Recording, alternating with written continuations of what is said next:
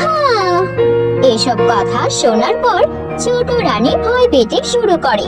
সে কখনো চাইতো না যে রাজা তাকে ছেড়ে অন্য কোনো রানীকে ভালোবাসুন, আর তাই নতুন কোনো মেয়ের সঙ্গে রাজার বিয়ে হওয়া সে কোনোভাবেই মানতে পারে না। এভাবেই সময় চলতে থাকে। একদিন রাজা রাজমহলে আসে আর তার 3 রানীকে তার কাছে ডেকে পাঠান আর বলেন, শোনো আমার রানীরা, তোমাদের জন্য খুশির সংবাদ।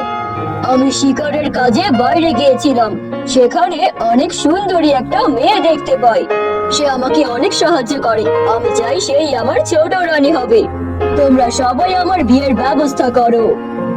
এই বলে রাজা তার কাজের জন্য রাজমহলের অন্যদিকে চলে যায়। বড় রানী আর মেঝো রানী হেসে হেসে ছোট রানীকে বলে, দেখলে, আমি তো আগেই বলেছিলাম এমনটাই তো হবে। আমাদের রাজা তো নতুন রানীর লোভ সামলাতে